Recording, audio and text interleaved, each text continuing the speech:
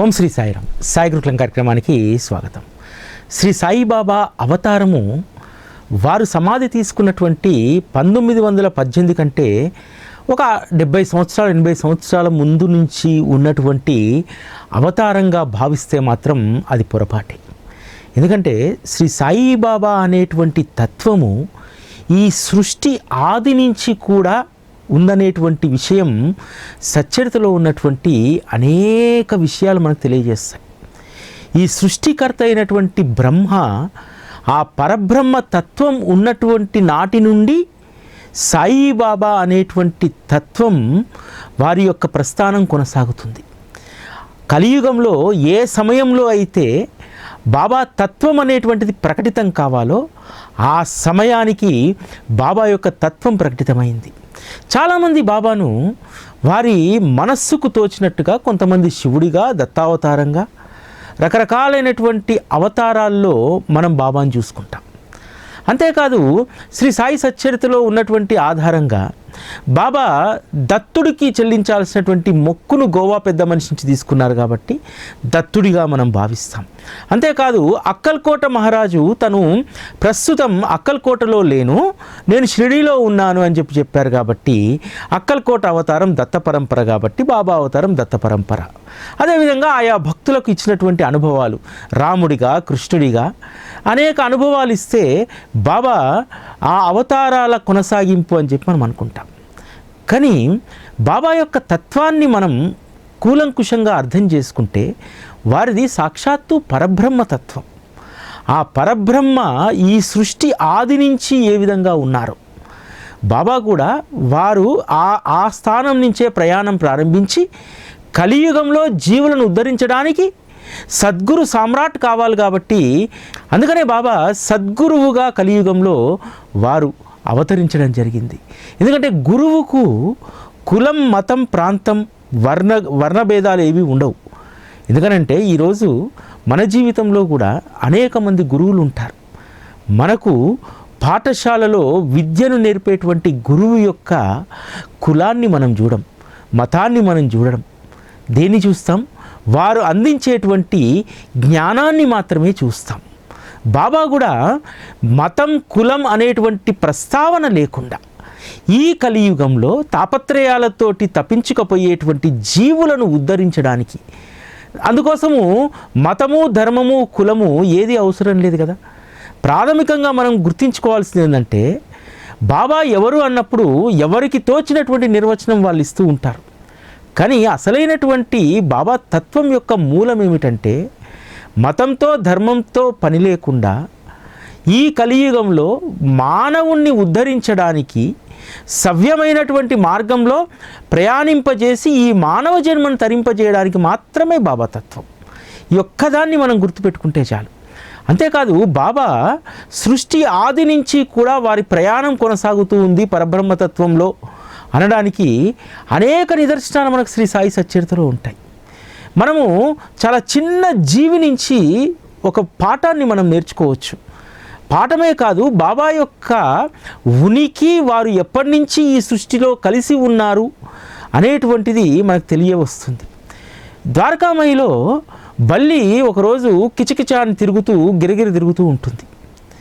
అయితే బల్లికి శకునాలు ఉంటాయట. అంటే అది ఒక రకంగా అరిస్తే కీడు చేస్తుందని, ఇంకో రకంగా అరిస్తే అది శుభాన్ని కలిగిస్తుందని చెప్పి. కానీ ద్వారకామయి చూరుకు ఉన్నటువంటి బల్లి అసలు కీడు అనేటువంటిది చేయదు కదా. కీడు అనేటువంటి శకునం అస్సలు పలకదు కదా. ఎందుకంటే సద్గురువు నీడన చేరినటువంటి ఏ జీవి అయినా సరే, మానవుడైనా బల్లి అయినా ఖచ్చితంగా శ్రేయస్కరమైనటువంటి వాటి గురించి ఆలోచిస్తాడు, కీడు గురించి ఆలోచించాడు, మంచి గురించి, మంచి ప్రయోజనం గురించి ఆలోచిస్తారు. ఆ భక్తుడు అడుగుతాడు, బాబా బాబా బల్లి ఆ విధంగా శబ్దం చేస్తుంది, ఇదేమైనా కీడు శకనమా అని అంటారు. ద్వారకామయిలో ఉన్నటువంటి ఏ జీవి కూడా కీడు శకనం చేయదు, ఎందుకంటే పరబ్రహ్మ సహచర్యంలో ఉంది కదా. బాబా అంటాడు, అసలు అది కీడు శకనం కాదు, అది ఈరోజు సంతోషంగా ఉంది. ఎందుకు సంతోషంగా ఉంది? ఈరోజు తన చెల్లిని కలవబోతుంది, ఔరంగాబాదు నుంచి తన చెల్లెలు వస్తుంది, అందుకని అంత సంతోషంగా ఉంది. ఇక్కడ రెండు ప్రశ్నలు వస్తాయి. బాబా అంటే పరబ్రహ్మ, మరి బల్లికి ఎలా తెలుస్తుంది చెల్లి వస్తున్నట్టు? బాబా సర్వము తెలిసినటువంటి వారు, సర్వజ్ఞుడు, పరమాత్మ, భగవంతుడు. బల్లి ఇక్కడ గమనించాల్సింది ఏంటంటే, పరమాత్మతో కలిసి ఉన్నటువంటి ఏ జీవి అయినా సరే ఆ పరమాత్మ యొక్క జ్ఞానాన్ని తాను పొందినప్పుడు పరమాత్మ దేన్నైతే దర్శించగలుగుతాడో దానిని ఖచ్చితంగా ఏ జీవైనా సరే దర్శిస్తుంది. నెంబర్ 1. ఎట్లా సాధ్యము అని చెప్పి చాలామంది అడుగుతారు. దీనికి ఇంకొక కథలోకి వెళ్తే మనకు తెలుస్తుంది. వీరభద్రప్ప, చెన్నభద్రప్ప కప్ప పాముగా పుడతారు కదా. పుట్టి వీరభద్రప్ప చెన్నభద్రప్పను పట్టుకుంటాడు కదా, కప్పను పట్టుకున్నప్పుడు అవి క్రూరమైనటువంటి జంతువులు కదా. బాబాకు మాత్రమే వారి పూర్వజన్మ వృత్తాంతం తెలుసు. మరి పాముకు కప్పకు ఎలా గుర్తుంటుంది? పాము కప్ప ఒక శత్రుత్వ భావంతోనే ఉన్నాయి తప్ప వారు చెన్నభద్రప్ప, వీరభద్రప్ప అనేటువంటి ఆ గత జన్మకు సంబంధించినటువంటి జ్ఞాపకాలు ఏవి వాటికి ఉండవు. ఎందుకంటే సాధారణంగా పాము కప్పను పట్టడం సాధారణంగా జరుగుతుంది.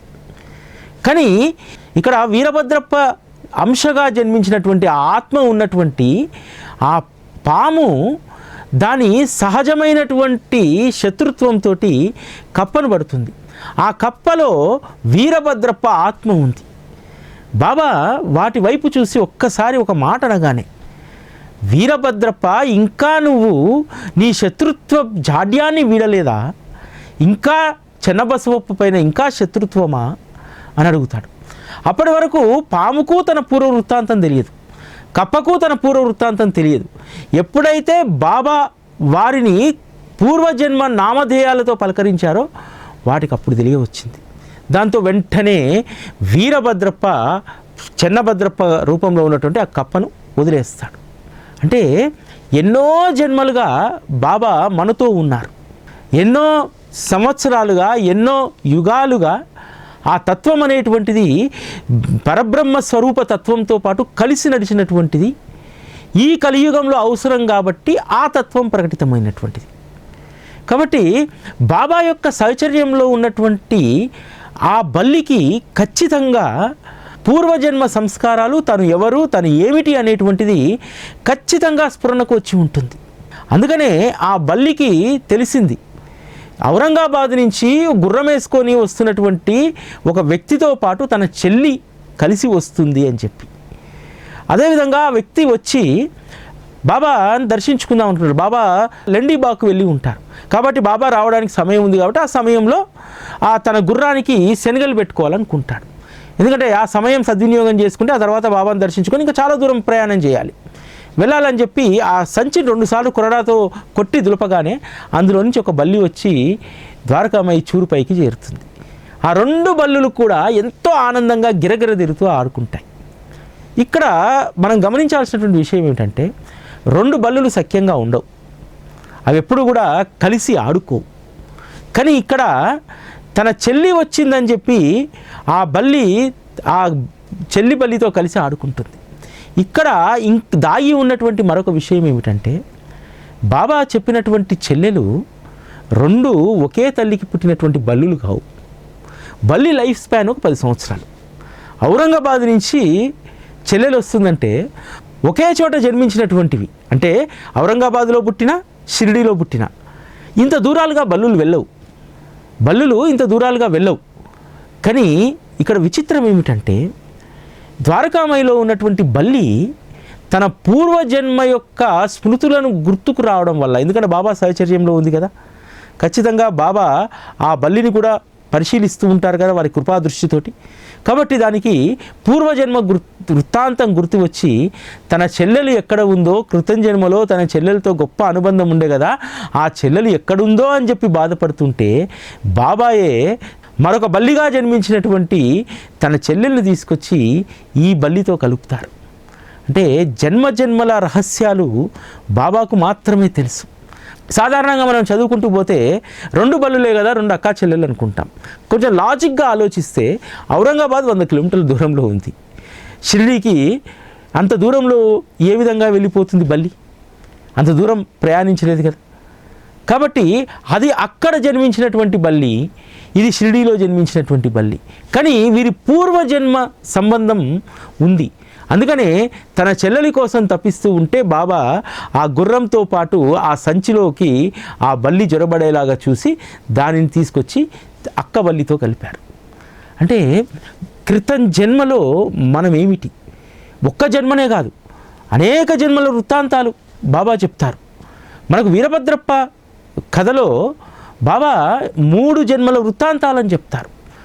3 జన్మల వృత్తాంతాలతో పాటు అంతకుముందు వారి స్థితి ఏమిటనేటువంటిది కూడా బాబాకు తెలుసు. బల్లి యొక్క పూర్వజన్మ వృత్తాంతాన్ని తెలుసుకోవడం బాబా యొక్క ఇంద్రియ శక్తికి ఒక నిదర్శనం. అంతేకాదు తనతో ఏ జీవి సహవాసం చేసినా, ద్వారకామయిలో తనతో పాటు ఉంటుంది బల్లి, కాబట్టి ఆ సహవాసం చేసేటువంటి ప్రతి జీవితో తన ఏకత్వం ఏమిటనేటువంటిది ఇక్కడ తెలుస్తుంది. ఇది ప్రధానమైనటువంటిది. బాబా నీడ కిందికి వచ్చినటువంటి ప్రతి జీవితో బాబా ఏకత్వమై ఉంటాడు. తను ఆ జీవి చిన్నదా అల్పమైందా అనేటువంటిది చూడరు. మీరు మేకల కథను చూసినట్టయితే 2 రూపాయలు విలువైనటువంటి మేకలను 32 రూపాయలు ఇచ్చి కొంటే అందరూ కూడా ఆ మేకలకు బాబా వెచ్చించినటువంటి ధనాన్ని మాత్రమే చూశారు. కానీ బాబా వాటి యొక్క పూర్వజన్మ వృత్తాంతాన్ని తెలుసుకొని, ఎందుకంటే పూర్వజన్మలో ఇద్దరూ కూడా అన్నదమ్ములు. పెద్దవాడు ఏమీ చేయక సోమరిపోతిగా ఉండి చిన్నవాడు ప్రయోజకుడై సంపాదిస్తుంటే చిన్నవాడి పైన ఈర్ష్యా ద్వేషాలతోటి అతన్ని చంపాలనుకుంటే ఇద్దరు ఒకరినొకరు పొడుచుకొని చనిపోతారు కదా. పూర్వజన్మలో మీరు శత్రుత్వాన్ని కలిగి ఉన్నారు కాబట్టి ఈరోజు మేకలుగా పుట్టారు. ఈ జన్మలోనైనా సరే మీరు మంచి బుద్ధిని కలిగి ఉంటే ఇటువంటి నీచమైనటువంటి జన్మను మీరు పొందరు అనేటువంటి దాన్ని తెలియజేద్దామని చెప్పి బాబా వాటిని దగ్గరికి తీసుకోవాలనుకుంటారు. దగ్గర తీసుకున్న దగ్గర నుంచి మొదలు పెడతారుగా శ్యామ, తాత్య వీళ్ళందరూ పెద్ద మనుషుల్లాగా, అసలు నువ్వు మొత్తం చెడగొట్టేస్తున్నావు, రేపు ఎవరన్నా మేకలను కొంటే తక్కువ ధరకి ఇస్తారా? 2 రూపాయల మేకలు 32 రూపాయలకు కొంటావా? ఇదేం బేరం? అసలు నీకు బేరం తెలుసా? తేరగా డబ్బులు వస్తున్నాయి, ఇచ్చేస్తున్నావు అని చెప్పి బాబానే డిఫెన్స్లో పడేస్తారే, బాబానే డిఫెన్స్లోకి నెట్టేయాలనుకుంటారే. కానీ బాబా మాత్రము వాటికి మళ్ళీ వేరుశనగ పప్పు తెచ్చి తినబెట్టి పంపించేసి ఒక మాట అంటాడు. వాటి జన్మ వృత్తాంతం చెప్పి బాబా అన్నటువంటి మాట ఏమిటి? వాటికి గత జన్మను గుర్తు చేసి వాటిని మంచి మార్గంలో పెడదామని చెప్పి నేను అనుకుంటే వాటి కర్మకు మీరు అడ్డుపడ్డారు అని అంటారు. అంటే బాబా ప్రతి జీవిని తన వద్దకు తీసుకొని, ఈరోజు బాబా వద్దకు మనం వెళ్ళామంటే, బాబాతో మనం కలిసి ప్రయాణం చేస్తున్నామంటే దాని అర్థం ఏమిటి? బాబా మనకు అద్భుతమైనటువంటి బోధ చేస్తున్నారు. నాయనా, కొన్ని వందల జన్మల తర్వాత నీకు ఈ మానవ జన్మ లభించింది కాబట్టి ఈ మానవ జన్మను నువ్వు ఏ విధంగా సద్వినియోగపరుచుకోవాలి అనేటువంటి విషయాన్ని బాబా మనకు తెలియజేయడానికే బాబా మన జీవితంలోకి వచ్చారు. ఊరికనే రాలేదు. అనేక జన్మల అనుబంధం చేత అనేక జన్మలుగా మనల్ని చూసి ఉంటాడు. క్రితం జన్మలో మనం ఏ క్రిమియో, అంతకుముందు జన్మలో ఏ శునకమో, అంతకుముందు జన్మలో ఏ పందియో, అంతకుముందు జన్మలో ఏ నక్కనో, ఈ రూపాల్లో మనం పుట్టి ఉంటాం. కాబట్టి అప్పుడు మన పైన వారి కృపాదృష్టి పడబట్టి కొన్ని జన్మల తర్వాత మళ్ళీ మానవ జన్మ తీసుకున్నాం. ఆ మానవ జన్మ నీకు లభించింది. ఆ మానవ జన్మలోకి నేను భాగమవుతున్నాను నీ జీవితంలో. కాబట్టి దీన్ని సార్థకత చేసుకో. సార్థకత చేసుకుంటేనే మరలా నువ్వు నీచమైనటువంటి జన్మలోకి వెళ్ళవు అనేటువంటి దాన్ని బాబా ఎప్పుడు మనకు చెప్తూ ఉంటారు. దాన్ని మనం గమనించుకోవాలి. ఎందుకనంటే ఒక ఎద్దు రోజు బాబాను చూసి దీనంగా అరుస్తూ ఉంటుంది. ఎందుకనంటే, బాబా, క్రితం జన్మలో నేను అనేక పాపాలు చేశాను, నాకు ఈ జన్మ దక్కింది, నాకు ఈ జన్మ నుంచి విముక్తి కలిగించు, నీ చేత ఏదైనా నాకు ఆహారాన్ని పెడితే నాకు విముక్తి లభిస్తుంది అని చెప్పి రోజు ఆ ఎద్దు ప్రార్థించేదేమో. అందుకనే బాబా జోగ్ భార్య తాయిని పిలిచి చెప్తారు, అమ్మా, ఈరోజు పులగం ఎండు బాగా నెయ్యి దాంట్లో, నువ్వు పులగం సిద్ధం చేసిన తర్వాత నీ ఇంటి వద్దకు ఒక ఎద్దు వస్తుంది, దానికి అది పెట్టు అని అంటారు. అడుగుతుంది, బాబా, ఎద్దులు చాలా ఉన్నాయి వాడాలో, మరి దేన్నని నేను గుర్తించాలంటే ఒక పని చెయ్యి, వెనక ద్వారం తెరిచిపెట్టు, ఇది అయిపోయిన తర్వాత దాని వాసనకు అది వచ్చి ఆ ద్వారం ముందు నిలబడుతుంది అంటారు. అదేవిధంగా ఎద్దు వస్తుంది. ఆ ఎద్దుకు ఆ పులగం పెట్టగానే ఎద్దు మరణిస్తుంది, చాలా భయపడిపోతుంది తాయిబాయి. వచ్చి బాబా వద్దకు వచ్చి వేడుకుంటుంది, బాబా ఆ ఎద్దు చనిపోయింది, ఆ యజమానికి తెలిస్తే నా బతికేంది అని అంటే, అమ్మా ఆ ఎద్దుకు యజమాని లేడమ్మా, ఆ ఎద్దుకు యజమానిని నేనే. దాని ఆఖరి కోరిక ఆ పులగం తిని మరణించాలని చెప్పి, కాబట్టి నేను చెప్పినటువంటి విధంగా నువ్వు పులగం తయారు చేశావు, ఇందులో నీ పాత్ర ఏమీ లేదు, ఆ పాత్ర అంతా నాదే, ఆ ఎద్దు మరణించింది, నేనెవ్వరూ ఏమన్నారు. అంతేకాదు నీకు ఒక గొప్ప అదృష్టం దక్కిందమ్మా, ఆ ఎద్దులో ఉన్నటువంటి ఆత్మ మరల ఒక మంచి జన్మ తీసుకోవడానికి వెళ్ళింది, కాబట్టి నీకు ధార్మికమైనటువంటి పుణ్యం నీకు లభించిందమ్మా అని అంటారు. అంటే ప్రతి జీవి యొక్క గత జన్మ తెలుసు, కాబట్టి మనము చాలా అటెన్షన్గా ఉండాలి బాబా మార్గంలో ఉన్నటువంటి వాళ్ళం. బాబా మనకేం చెప్తున్నాడు, మనం ఎలా ఉండకూడదు, ఎలా ఉండాలి అనేటువంటిది బాబా శ్రీ సాయి సచ్చరిత ద్వారా మనకు అనేక విషయాల్లో తెలియజేశారు. కాబట్టి తనతో రుణానుబంధం ఉన్నటువంటి ప్రతి జీవిని కూడా సంరక్షిస్తారు. షిరిడీలో శివుడికి వదిలేసినటువంటి ఒక ఎద్దు ఊరంతా కూడా తిరుగుతూ ఉంటుంది. అంతేకాదు అది ఏమి తిన్నా ఏం చేసినా ఎవరు ఏమనొద్దు, దాన్ని కొట్టకూడదు, ఎందుకంటే దేవునికి వదిలేసింది కదా. అయితే అది కాస్త మదం ఎక్కువైపోయి చేలల్లోకి వెళ్ళి పంటలు నాశనం చేయడం, చెరుకులను కొరికేయడం, తొక్కేయడం, ధాన్యాన్ని నాశనం చేయడం, ధాన్యం కుప్పలను కుమ్మడం, ఇలాంటివి చేస్తూ ఉంది. దాంతో ఊర్లో ఉన్నటువంటి పెద్ద మనుషులందరూ కూడా ఏం నిర్ణయించారంటే, కొంత ధనాన్ని పోగు చేసి దాన్ని యావులాకు పంపించాలి. యావులా అయితే ఒక బంజరు దొడ్డు ఉంటుంది, అక్కడ దాన్ని సంరక్షిస్తారు. ఇట్లా ఊరిలో పడి తిరిగేటువంటి ఆంబోతులు కాస్త మదం ఎక్కుతుంటే వాటిని తీసుకెళ్ళి అక్కడ వదిలేస్తారు. అలా బీకు మార్వాడి అనే అతనికి కొంత డబ్బులు పోగు చేసి ఇచ్చి యవలాలో వదిలేసిరా అంటారు. యవలా వెళ్ళేటువంటి దారిలో ఆ బంజరు దొడ్డుకు వెళ్ళేటువంటి పశువులను కొనుగోలు చేయడానికి ఒక కసాయివాడు ఎప్పుడు అక్కడ కూర్చొని ఉంటాడు. అతను ఇతనికి ఒక 14 రూపాయలు ఇచ్చి, సరే నువ్వు యవలాలో వదిలిపెట్టానని చెప్పు, నేను చూసుకుంటానులే అని చెప్పి ఆ కసాయివాడు తీసుకెళ్ళి తన గుడ్లో కట్టేసుకుంటాడు. ఒక 4 రోజుల తర్వాత దాన్ని వధించి మాంసాన్ని అమ్మాలనుకుంటాడు. దాన్ని కొయ్యడానికి ముందు రోజు బాబా బయ్యాజీ స్వప్నంలోకి వెళ్తాడు. నువ్వు సుఖంగా నిద్రపోతున్నావా, నన్ను ఆ కసాయివాడి చేతిలో వదిలిపెట్టావు, రేపటితో నా పని అయిపోతుంది, నా ప్రాణం తీస్తాడు అని అంటాడు. బయ్యాజీకి ఏమర్థం కాలే. బాబా స్వప్నంలో ఈ విషయం చెప్పాడంటే ఏదో జరుగుతుందని చెప్పి 4 రోజుల క్రితం జరిగినటువంటి విషయాన్ని గుర్తు చేసుకుంటాడు.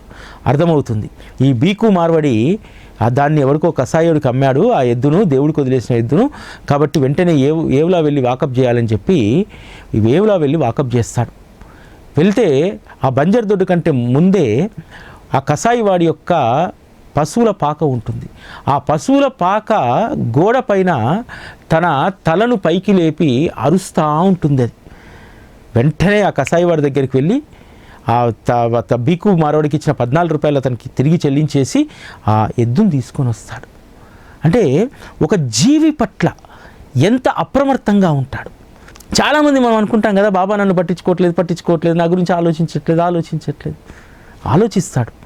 ఒక ఎద్దు గురించే ఆ విధంగా ఆలోచించాడంటే నీ గురించి కూడా ఖచ్చితంగా బాబా ఆలోచిస్తూనే ఉంటాడు.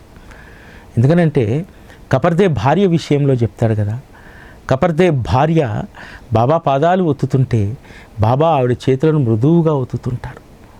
శ్యామ అంటారు, బాబా భలే ఉందే, గురువుకు శిష్యురాలు సేవ, శిష్యురాలికి గురువు సేవ అని అంటారు.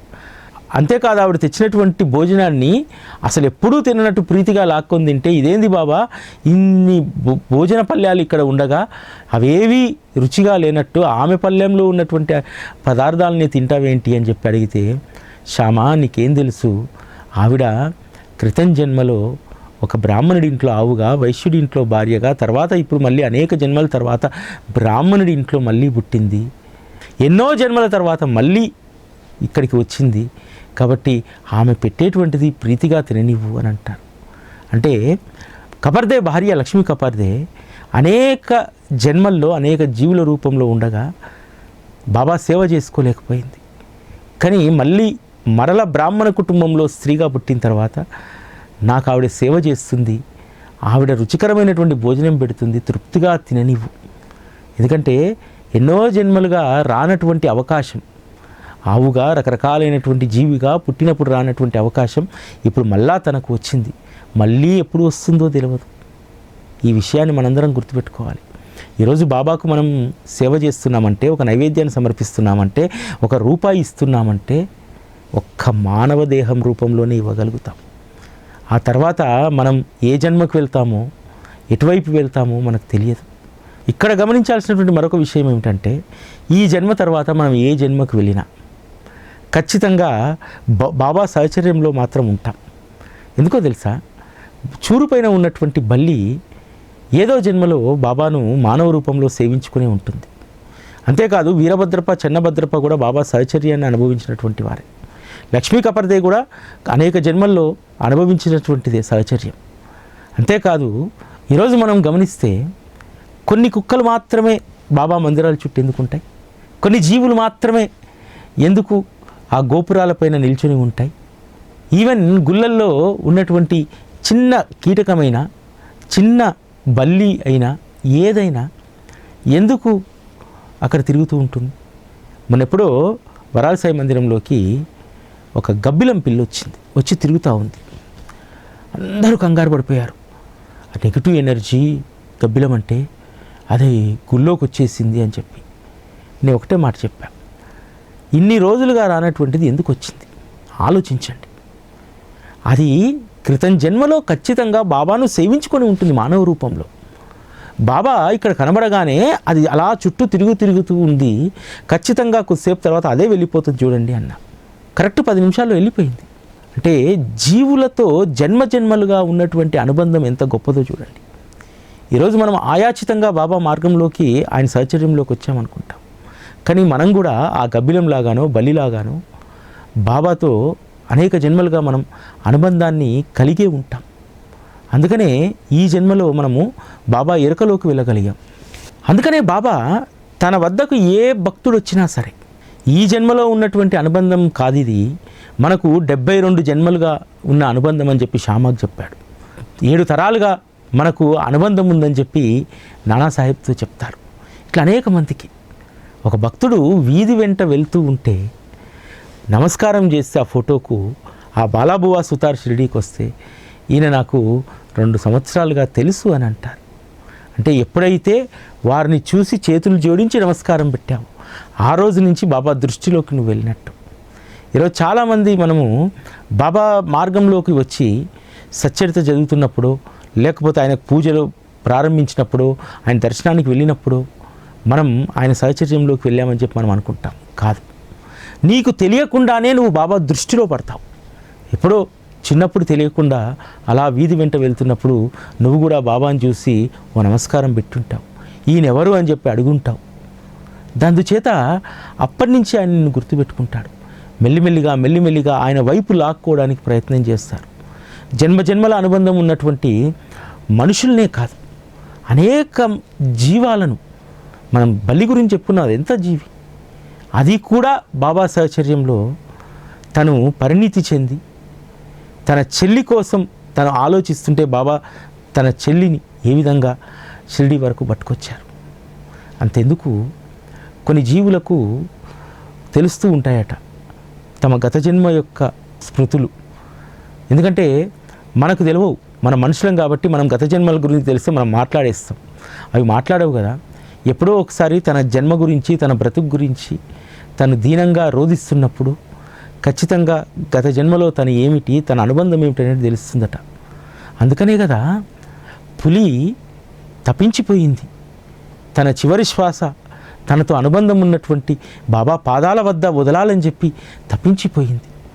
అలా తప్పించినటువంటి దానికి ఎంత గొప్ప సద్గతిని బాబా కలిగించారు. సద్గతి మాత్రమే కాదు, దానికి ఎంత గొప్ప స్థానాన్ని ఇచ్చారు. అక్కడ శని, మహదేవ్, గణపతి ఆలయాలు ఉన్నటువంటి ఆ ప్రాంగణంలో దాన్ని సమాధి చేయించారు.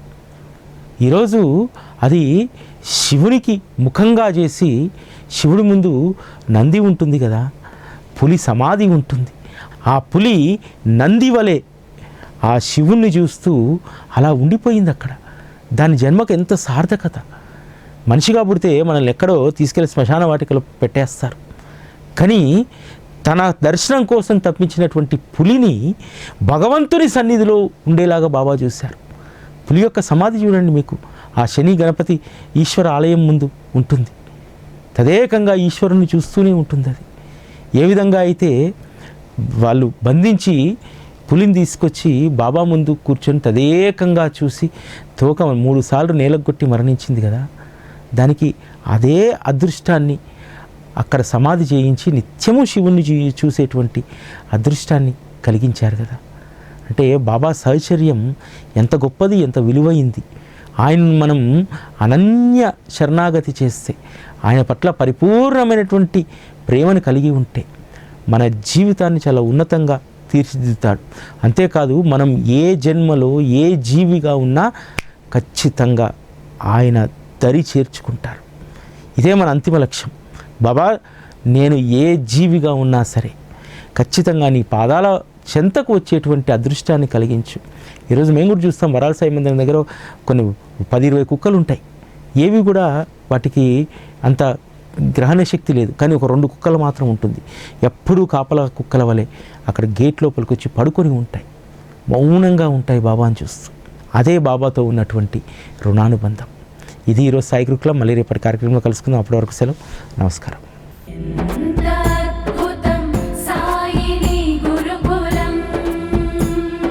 శిక్షణే తప్ప శిక్షలు లేని శరణాగతి సౌదం.